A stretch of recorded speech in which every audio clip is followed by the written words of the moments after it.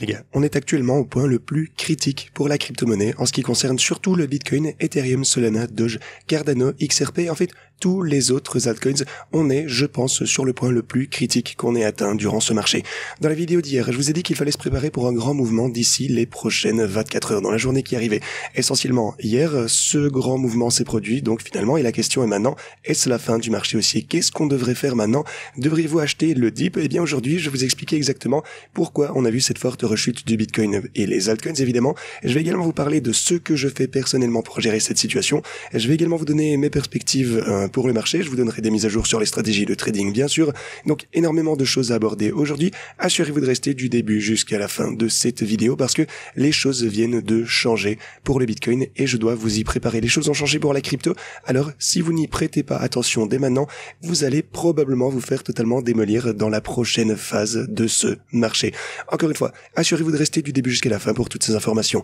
Bienvenue à tous, je m'appelle Maxime et je vous apporte chaque jour des nouvelles vidéos en français sur les crypto-monnaies en vous apprenant comment vous faire de l'argent sur ce marché. Si vous êtes nouveau sur cette chaîne, alors soyez sûr de vous abonner et d'activer la cloche dès maintenant. Alors, regardons tout de suite le Bitcoin sur l'intervalle journalier. Alors, dans la vidéo d'hier, eh bien, on savait que la journée qui arrivait allait être extrêmement volatile en raison de la réunion du FOMC, donc des conférences de presse de la Fed, de la décision sur les taux d'intérêt de la Fed. Tout ceci a été annoncé hier en même temps et eh bien, on savait que ça allait provoquer énormément de volatilité. Mais donc, actuellement, eh bien, vous pouvez voir que finalement on a cette réponse, on a notre grosse chandelle rouge. Alors jusqu'où est-ce qu'on est descendu hier? Eh bien, on a chuté pour le Bitcoin, en fait, c'était 9% en une journée environ, ce qui est quand même assez significatif pour le Bitcoin maintenant que c'est un actif assez mature. Mais voilà le truc. Si vous regardez, et d'ailleurs je vous ai également mis à jour sur Twitter hier, on a tout de même ce canal ici. Et je vous ai dit dans la vidéo d'hier que si jamais on voyait un mouvement à la baisse, si le marché réagissait négativement à la conférence de presse, et bon, je pense que c'est le cas de le dire, effectivement le marché a réagi extrêmement négativement à ceci, je vous en parlerai plus en détail dans un instant. Mais donc je vous disais que si jamais on voyait un pullback du côté du Bitcoin, un point de support vraiment logique, ce serait bien entendu ma ligne orange aux 99 000 $, bon allez on va dire 100 000 $ à peu près. Et puis vous avez également cette ligne rouge en pente descendante que vous avez de ce côté qui renforce également la zone que vous avez ici. Et c'est pourquoi c'est vraiment si important de suivre, mais même si ça ressemble à des lignes les unes sur les autres, ce sont juste des lignes un petit peu aléatoires sur un graphique, eh bien c'est vraiment très significatif, j'y ai beaucoup travaillé. Cette ligne orange maintient actuellement le prix du Bitcoin ici, vous pouvez voir qu'elle a été pertinente, ainsi que le canal que vous avez ici avec la ligne rouge que j'avais également tracée auparavant. Maintenant, pourquoi est-ce qu'on se retrouve directement à ce point critique? Eh bien, je vous parlerai d'ailleurs des altcoins dans un petit instant, mais pour le Bitcoin, regardez ceci. Cette ligne de tendance que vous voyez actuellement, sur laquelle on a trouvé du support hier, rappelez-vous avec la ligne orange, eh bien, vous pouvez voir que c'est vraiment la ligne de tendance de tout ce mouvement parabolique à la hausse pour le Bitcoin. Bon, bien entendu, après la victoire de Donald Trump aux élections, on a eu eh bien cette explosion massive initiale, et ensuite, eh bien, j'ai envie de dire, depuis grosso modo le 11 novembre, on n'a fait que se consolider avec une tendance à la hausse significative et vraiment très constante, surtout ici, pour le Bitcoin à la hausse sur l'intervalle journalier. Maintenant, si jamais on devait, et c'est pour ça d'ailleurs que je vous dis que c'était très important à suivre hier, et pas hier, surtout il y a quelques jours, je vous disais vraiment qu'il fallait suivre cette ligne de tendance et cette ligne en pente ascendante, parce que si jamais on pouvait franchir ce niveau, alors on aurait sûrement des poussées très très intéressantes à la hausse. Bien entendu, on s'est fait rejeter à partir de ce point, vous pouvez le voir, mais ça ne fait que renforcer ma théorie ici, selon laquelle ce canal est super important à suivre, quoi qu'il en soit. Mais ce que je voulais dire surtout, c'est que si jamais on a une cassure à partir de ce point, ce serait surtout la fin de ce pattern en particulier. Ce ne serait pas nécessairement forcément la fin du bull market, je ne le pense pas, mais ce serait définitivement, eh bien, on perdrait certainement un peu de vitesse ici. Peut-être que, eh bien, ce canal haussier, alors vraiment cette pente ascendante ici, qu'on a depuis très longtemps, ça casserait un petit peu le momentum pour quelques mois. Voilà. Encore une fois, techniquement, ce serait la fin de ce canal en particulier, en pente ascendante, alors on devrait, eh bien, former un autre pattern. Si jamais on a une chute de ce niveau, alors je m'attends à ce que le niveau des 94 000 soit atteint, peut-être, mais je ne pense pas que ce soit, quoi qu'il en soit, la fin du marché haussier. Et je vous montrerai quelques raisons pour lesquelles je pense ça plus tard dans cette vidéo. Mais pour le moment, eh bien, le Bitcoin se maintient toujours super bien ici sur l'intervalle journalier, donc gardons un œil attentif là-dessus. Comme toujours, les gars, je vous tiendrai au courant sur Twitter également. Et en fait, je vous mettrai également, eh bien, au courant de tout ceci. En fait, le Bitcoin se maintient tient vraiment très très bien à ce niveau ici. Encore une fois, assurez-vous de me suivre sur Twitter pour obtenir toutes les mises à jour les plus importantes en temps réel, surtout au fur et à mesure que ça se produit, c'est ce qui est le plus important dans les cryptos. Je vais publier davantage de graphes d'ailleurs pour les altcoins, pour les bitcoins et pour tout ce qui se passe actuellement sur le marché. Ceci étant dit, on va jeter un petit coup d'œil à l'Ethereum. Alors on va passer sur ça rapidement. Alors pour le coup, très important du côté de l'Ethereum ici, la première chose que j'aimerais vous dire, c'est que j'aimerais ajuster un tout petit peu ceci à la baisse. On dirait qu'on était, peut-être à $50 ici, hors d'être précis. Mais voilà, ce niveau semble être le plus important ici pour l'Ethereum. Alors, ce dont je vous parlais hier, les gars, c'est que on a un pattern potentiel de double sommet qui est en train de se former pour l'Ethereum. Vous pouvez voir que ici on monte, on redescend, on remonte ici, donc ça vous donne votre M, c'est le pattern donc en double top, mais encore une fois, il ne peut être exécuté que si on a une cassure à partir de ce niveau. C'est pour ça que pour l'Ethereum, c'est extrêmement important de se faire maintenir de ce côté. Ça, c'est notre encolure. C'est vraiment le point le plus critique pour ce pattern en potentiel en double sommet. Maintenant, si jamais on a une rechute à partir de ceci, ça suggérerait qu'on pourrait redescendre jusqu'au 3247 pour l'Ethereum. Mais ce n'est que, et je le répète encore une fois, c'est seulement si on chute à partir de ce niveau. Alors seulement, et pas encore maintenant, seulement ce pattern en M pourrait être valide. Et ça, eh bien pour le coup, pourrait se jouer à plein régime. Mais en général, je m'attends potentiellement à ce que... Le truc, c'est que si le Bitcoin peut se faire maintenir à ce niveau, si on peut se faire maintenir sur la ligne orange au 100K, eh bien je pense vraiment que ce pullback, c'est juste une énorme opportunité d'achat qu'on a pu saisir. Et aussi pour l'Ethereum, d'ailleurs, vous pouvez voir que la ligne orange résiste assez bien du côté de l'Ethereum. Donc, encore une fois, tant que ça ne cède pas, encore une fois, c'est un point très critique, il faut être attentif. Si jamais on la perd, alors le pattern en M est effectivement valide et on pourrait rechuter jusqu'à la cible technique. Mais si on ne casse pas ceci, alors, eh bien, la ligne orange, bien entendu, agit toujours comme un énorme support. Et chaque fois qu'on est descendu jusqu'à ce point avec cette ligne orange, vous pouvez voir qu'on a une grosse poussée juste ici, grosse poussée ici. En fait, les deux dernières fois, eh bien, qu'on est allé sur ce point en particulier, on a augmenté de 10%. Par exemple, ici, on a augmenté, de 13, pardon. On a augmenté d'ailleurs de 13% deux fois de suite ici. Oui. Donc, voyons si jamais on peut encore augmenter d'au moins 13% ici pour l'Ethereum. Et encore une fois, si cette ligne orange peut réellement maintenir le prix. Encore une fois, on est à un point vraiment critique, mais j'ai hâte de voir comment ça va pouvoir se jouer. Alors pour le coup, du côté de Solana, même chose ici. Pour Solana, au lieu d'une ligne de tendance ascendante, comme celle-ci par exemple pour le Bitcoin, eh bien Solana a une tendance descendante. Mais toujours ici, la ligne de tendance descendante pour Solana a très bien résisté. Donc ça pour le coup, ça fait plaisir à voir. Quand même un petit peu de force de ce côté, et même chose. Tant que ce canal, le truc c'est qu'on a tous ces canaux qui sont en train de se former partout, et tant que ce canal en particulier, par exemple, maintient le Solana, eh bien je ne suis pas inquiet, on pourrait toujours continuer à évoluer à l'intérieur de ceci. Alors oui, c'est un canal descendant quand même. Si on prolonge ceci, eh bien certaines personnes appelleraient ça même un bull flag peut-être. Bon, j'aurais pas trop envie de dire que c'est un drapeau aussi, parce que pour moi c'est un petit peu trop grand par rapport à l'action réelle et des prix ici.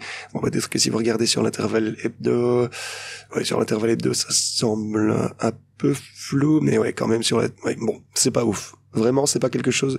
Je voudrais pas que ça continue trop longtemps. Pour moi, c'est pas forcément un bull flag. Vous voulez vraiment, en fait, que ce drapeau, en tout cas par rapport au modèle de drapeau réel ici, ne soit pas trop long. Ici, ça marche pas vraiment. Voilà, quoi qu'il en soit, si vous revenez sur l'intervalle de 4 heures, si vous revenez à l'intervalle journalier, eh bien, et comme je vous le disais, on a toujours cette pente descendante, et ceci va continuer à agir comme un support sur le chemin de la baisse, ce qui est mieux que rien, on va dire, si jamais on voyait donc un autre retrait. En ce qui concerne Solana, je suis toujours optimiste, je pense toujours qu'on va finalement s'éloigner de ce point et qu'on va avoir des prix bien plus élevés au sein de ce cycle, ce qui est tout à fait génial. Encore une fois, un peu de patience, ça n'a jamais fait de mal à personne. Alors qu'est-ce que je voulais vous dire? Oui, pour le Dogecoin, pour le coup, bien vous pouvez voir qu'on a ce pattern ici, on a également chuté hors de ceci, on a eu une baisse significative du Doge de ce côté.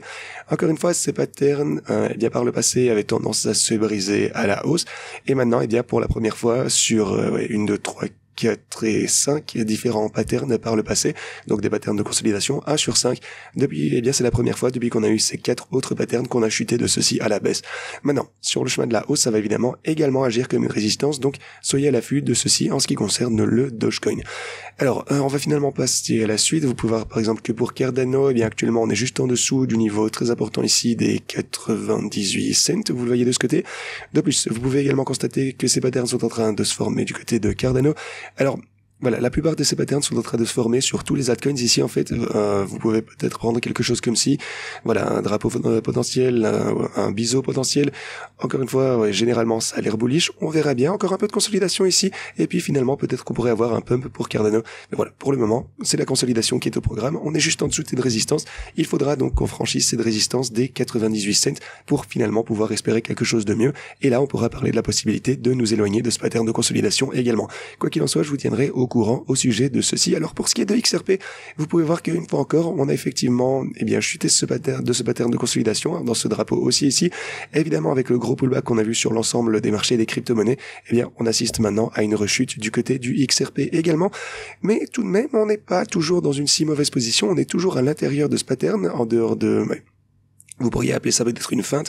Je vous dirais toujours que si on se consolide à l'intérieur ici, que le Bitcoin peut, comme je vous le disais, se faire maintenir sur ce niveau, que l'Ethereum peut se maintenir à ce niveau, et encore une fois ne pas exécuter ce fameux double top, alors il me semblerait probable que le XRP puisse également continuer à se consolider ici et ne pas trop voir de chute.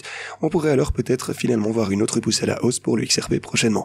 Donc, en général, je pense que le marché se porte toujours bien. Si quoi que ce soit, c'est juste une meilleure opportunité d'achat, et bien entendu avec les stratégies de trading, automatiquement on achète ces dips. Je vous parlerai de ceci de toute façon un peu plus en détail, des stratégies de trading.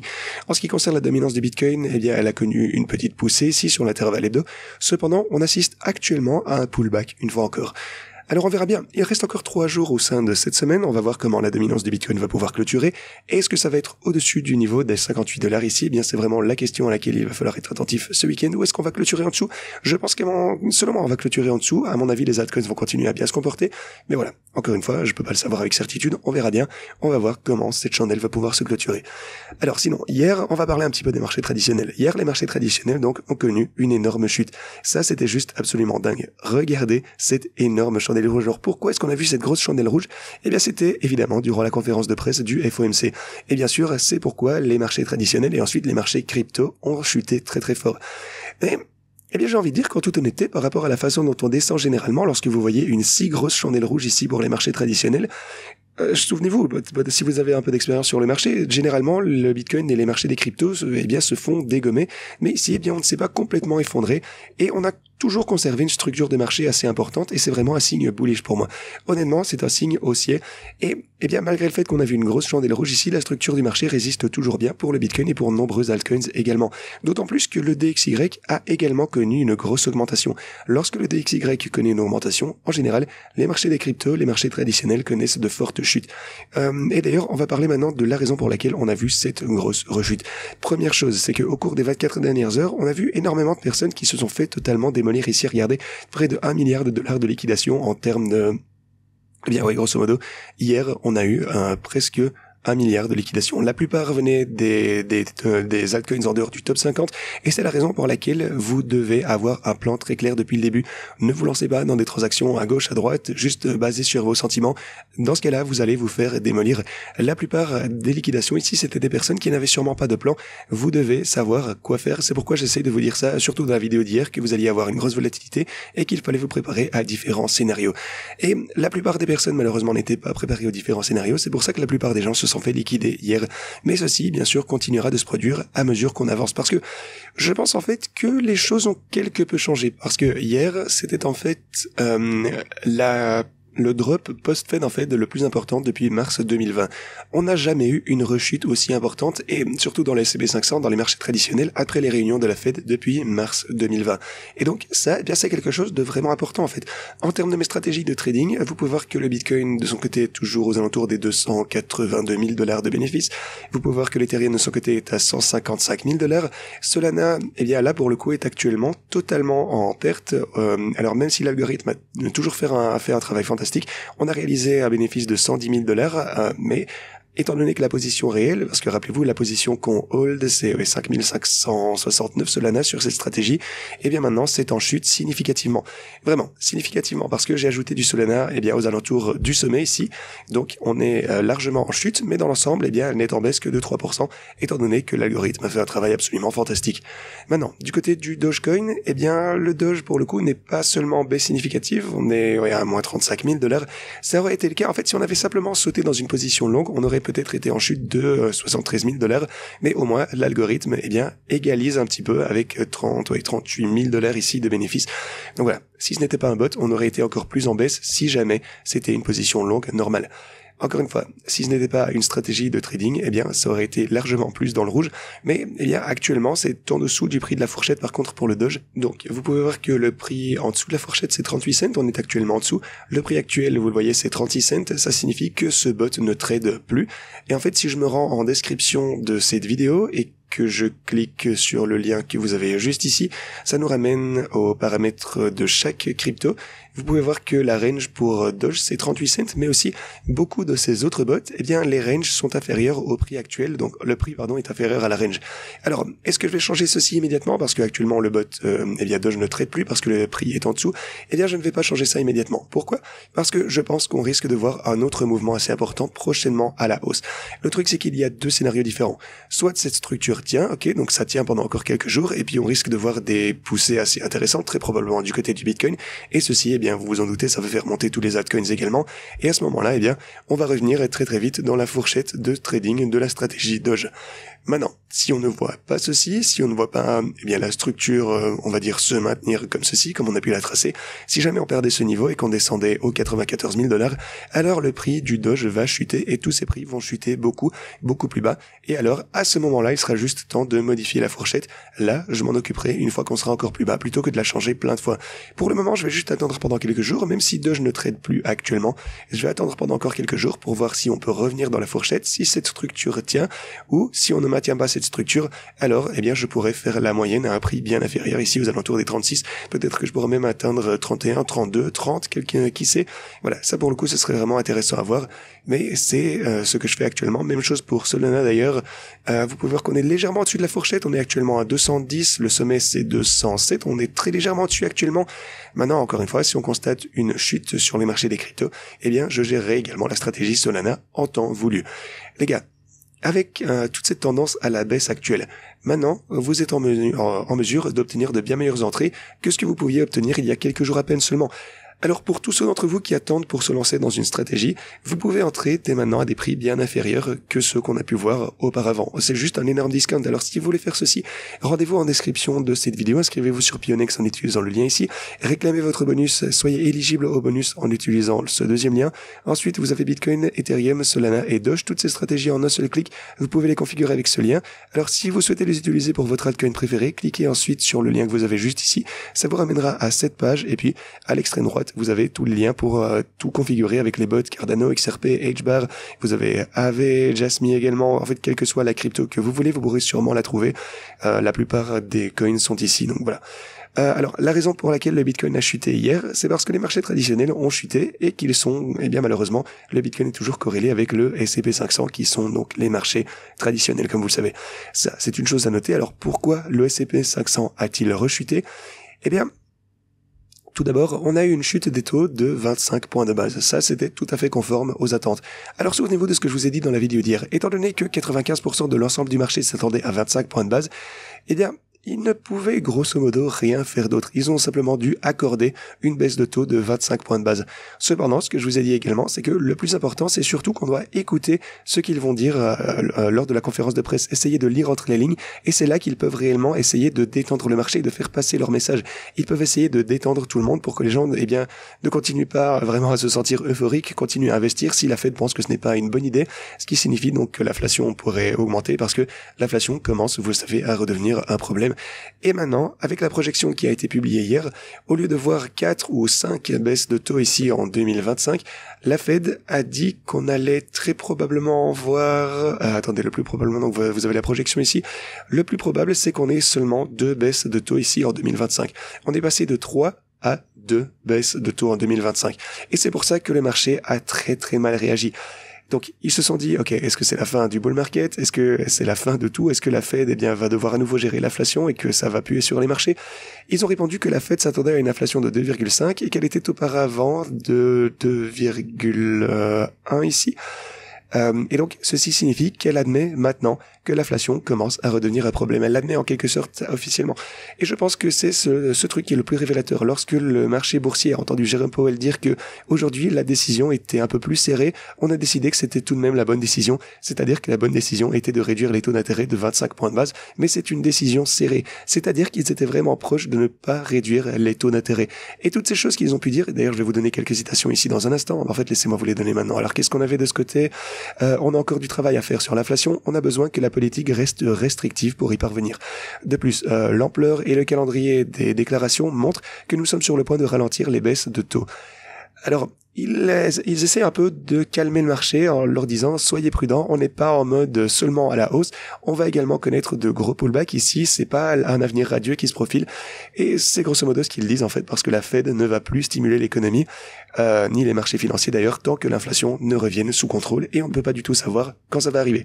Et ce qu'il dit très clairement ici, c'est que oui, ils travaillent, eh bien, ils sont en train de voir du progrès, mais, eh bien, tout n'est pas encore fini, ce n'est pas encore fait. On ne se contentera pas d'une inflation supérieure à 2%. Ils veulent que l'inflation revienne sous contrôle, ils veulent que l'inflation baisse, et c'est pour ça que le marché a mal réagi à tout ceci. Parce que simplement, ils s'attendaient à toutes ces mesures de relance, ils s'attendaient à ce que l'impression monétaire ne se poursuive, ils s'attendaient à toutes ces différentes choses, et enfin, eh bien, on veut voir des progrès sur l'inflation, alors que nous pensons à de nouvelles baisses de taux et à un marché du travail solide. Et puis, vous avez aussi des citations un petit peu positives. Il a dit ici, je pense que l'histoire de l'inflation est globalement sur la bonne voie. Il a dit, je m'attends à une autre très bonne année l'année prochaine. Il a dit, nous ne réagissons pas de manière excessive à quelques mois d'inflation. Donc, voilà, quand même pas mal de nouvelles bearish auxquelles le marché a réagi de manière bearish. Et puis il y a eu quelques petites notes un peu plus positives. Et rappelez-vous, il a aussi dit, en fait, chaque mot qu'ils disent, tout est soigneusement planifié avec cette conférence de presse. Tous les mots ont du sens parce qu'il sait à quel point ces mots ont un impact extrême sur les marchés du monde entier. Maintenant, revenons un petit peu à ce graphique. Alors, comme je vous l'ai montré précédemment, voilà. Le marché est désormais un petit peu plus pessimiste. En raison des projections de la Fed, le marché est maintenant moins optimiste. Le marché n'est plus aussi euphorique qu'il ne l'était il y a quelques jours. Alors, quelle est la raison à tout ceci? Pourquoi est-ce qu'il essaye vraiment de calmer le marché, de calmer le jeu? Parce que si tout le monde a le sentiment de gagner de l'argent sur le marché, ça signifie qu'ils vont vouloir simplement dépenser davantage d'argent. Ça signifie qu'ils vont contracter davantage de prêts. Ça signifie donc, au final, que l'inflation va augmenter. Et bien sûr, ce n'est pas ce que la Fed veut voir. Et c'est pour ça qu'elle dit ce genre de truc, de faire, on va dire, ce genre de projection, pour essayer de rendre le marché un petit peu plus pessimiste. Elle ne veut pas que le marché soit trop euphorique. Maintenant, si on examine tout ce que ceci peut signifier, il est important de considérer les points, pas comme une prévision future de l'événement. Donc il est important de ne pas considérer ceci comme ce qui risque réellement de se passer, et ce qu'elle a réellement prévu, c'est juste l'outil dont dispose la Fed. Et finalement, ça peut toujours changer. La Fed a cet outil pour essayer de, une fois encore, eh bien, rendre le marché moins optimiste, un peu plus pessimiste pour calmer le jeu. C'est un outil psychologique utilisé pour essayer de convaincre le marché d'obtenir un résultat qu'il souhaite aujourd'hui et non dans le futur. Encore une fois, tout est planifié. En d'autres termes, ce que la Fed veut en ce moment, c'est que le marché soit plus pessimiste aujourd'hui. Elle veut que les gens aient l'impression que le marché haussier est terminé et pas dans le futur. Donc, aujourd'hui, elle veut que les gens aient l'impression que le marché haussier est terminé, et ce n'est pas nécessairement ce qu'elle veut que les gens voient à l'avenir. Parce que la Fed est un petit peu forcée de faire changer le marché vite. Comme je l'ai dit dans ma vidéo d'hier, elle doit réduire les taux d'intérêt parce que le marché s'y attendait tellement qu'elle aurait tout démoli si elle ne le faisait pas. Donc lorsque le marché s'attend à quelque chose à 95% de probabilité, ils sont obligés de le faire. Sinon, ça provoquerait une énorme panique sur le marché. Donc voilà. Essentiellement, c'est ce qu'ils sont en train de faire actuellement, et beaucoup de personnes vont paniquer. Beaucoup de personnes vont sûrement vendre toutes leurs cryptos, beaucoup de personnes vont faire ceci et cela. Beaucoup de personnes n'ont pas une bonne stratégie de sortie pour commencer en ce qui concerne la façon dont on risque de jouer de ce marché. Bien sûr, alors, encore une fois, j'ai essayé de publier une stratégie de sortie il y a 2 jours ici, en vous parlant de la façon dont on peut, eh bien, réellement jouer de ce marché. Et, eh bien, sur la chaîne principale, on a eu énormément de signalements, beaucoup de drama. Donc voilà, on n'a pas vraiment envie de s'occuper pour le moment de ceci. On l'a mis en non répertorié. On va créer un Discord. Vous l'avez d'ailleurs sur le lien du Telegram. Voilà, pour tous ceux qui sont un peu plus ouverts d'esprit, pour tous ceux qui sont attentifs, qui veulent vraiment s'investir dans les marchés et qui sont prêts à bien comprendre mes propos, eh bien, je vous invite à aller la voir sur le salon Telegram. Mais pour le moment, je vous dirais simplement que 2025 sera probablement plus volatile, plus mouvementé que la plupart des gens ne le pensent, et je m'apprête à sortir de mes positions lentement mais sûrement l'année prochaine. La plupart des gens s'entendront sûrement à ce qu'on voit une ligne droite pour tous les altcoins, et je pense qu'on va avoir davantage de volatilité, honnêtement. Je pense toujours qu'on est dans un marché haussier, ne vous y méprenez pas, je pense toujours qu'on va avoir des prix plus élevés élevé pour toutes les cryptos, ou presque, mais je pense que ce sera peut-être un petit peu plus difficile. Ça signifie qu'on aura peut-être aussi de plus grandes opportunités de faire davantage de profits si on sait les saisir, en particulier en utilisant ces stratégies de trading. Comme toujours les gars, je continuerai à vous tenir au courant de tout ce qui se passe, on fait de notre mieux pour vous apporter ces infos.